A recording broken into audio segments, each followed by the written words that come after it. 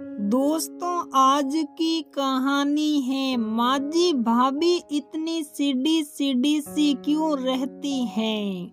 दोस्तों, कहानी शुरू करने से पहले अगर आपने हमारे चैनल को सब्सक्राइब नहीं किया है तो सब्सक्राइब कर लीजिए ताकि आपके पास पहुंचे हर नया वीडियो।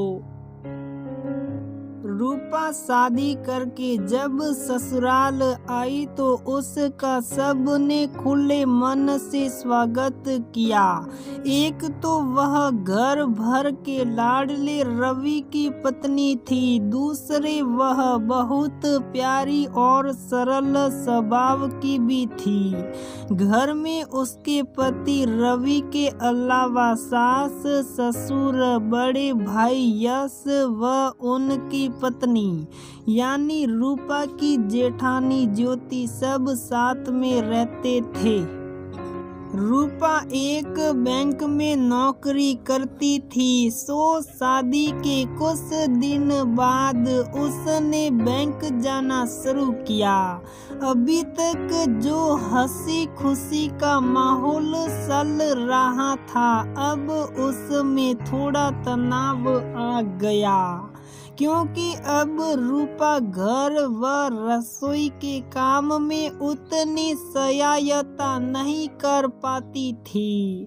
उधर ज्योति को लगा कि उसका काम का बोझ बढ़ गया है क्योंकि रूपा तो सुबह नाश्ते के बाद अपना टिफिन लेकर पति के साथ निकल जाती, जबकि ज्योति सब समेट कर दोपहर का खाना बनाती और बाकी के काम काज भी निपटाती। यूं तो वह पिछले 3 वर्ष से यही कर रही थी, पर अब उसको लगता था कि वह घर में बस सबकी सेवा के लिए ही है, जबकि रूपा मजे कर रही है और पैसे भी कमा रही है। शाम को रूपा के वापस आने पर ज्योति को उसे भी चाय नाश्ता परोसना पड़ता, जिससे उसे और भी अधिक क्रोध आता और ये गुस्सा उसके व्यवहार में दिख जाता था। वैसे डिनर की तैयारी दोनों मिल कर ही करती, पर ज्योति थोड़ा सीधी ही रहती और रूपा को ताने मारने से कभी भी नहीं सूखती। आखिर रूपा को समझ में आ गया कि ज्योति भाभी उसके रोज तैयार होकर बाहर जाने से गुस्सा होती हैं। भले ही वह नौकरी करने जाती हैं, पर दिन भर सुल्ले शौके से तो बसी रहती हैं। रूपा ने रवि से कहा कि घर में एक खाना बनाने वाली बाई की व्यवस्था करवा दे ताकि भाभी पर पूरा बोझ ना पड़े। रवि ने किसी तरह माँ को समझाकर एक बाई रखवा दी तो ज्योति थोड़ा खुश हुई, पर रूपा से अभी भी वह रूखा व्यवहार ही करती थी। रूपा को समझ में आ गया कि यदि वे खाली घर में रहेगी तो इसी तरह से उससे बराबरी करने की होड़ में रहेगी और कभी खुश नहीं रह पाएगी। एक दिन मौका देखकर वह ज्योति के कमरे में गई और उनकी क्रिएटिविटी की तारीफ करते हुए कहा कि भाभी आप इतनी गुणी हैं, फिर कुछ बिजनेस क्यों नहीं शुरू करती? आप अपना बुटीक शुरू करिए ना।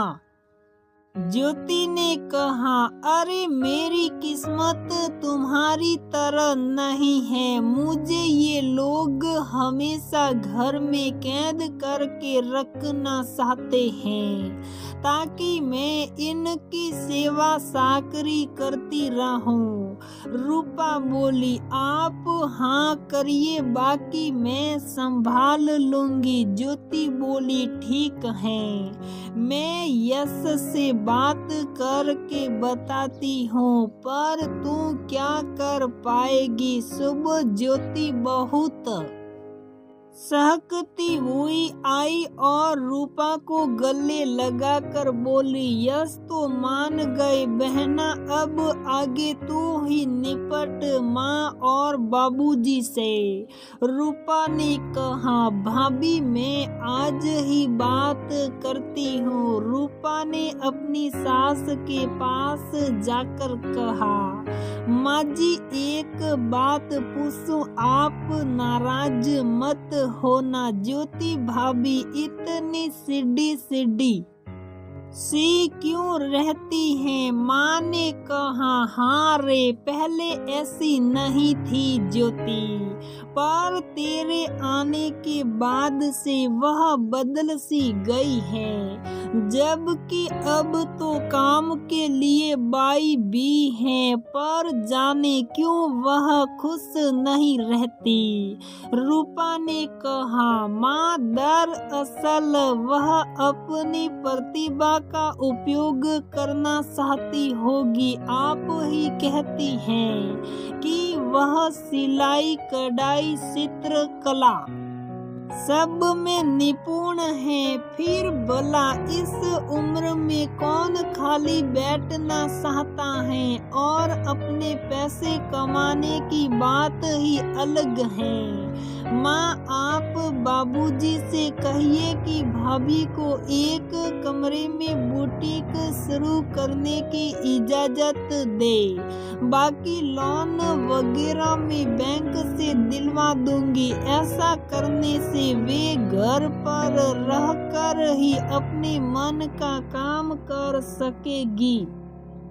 बड़ी मान मनवल के बाद बाबूजी ने हाँ करी और रूपा की मदद से ज्योति की बुटीक का उद्घाटन माँ और बाबूजी द्वारा हुआ।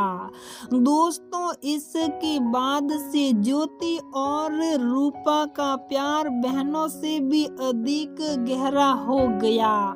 दोनों एक दूसरे की सलाह के बिना कोई काम नहीं करती। घर के सभी लोग इस बदलाव से बहुत खुश हैं। दोस्तों, देवरानी जेठानी का संबंध ऐसा है जिसमें शायद प्रतिस्पर्धा सबसे अधिक होती है, पर थोड़ा समझ से काम लेकर इस रिश्ते को बहुत प्यारी दोस्ती का रूप दिया जा सकता है।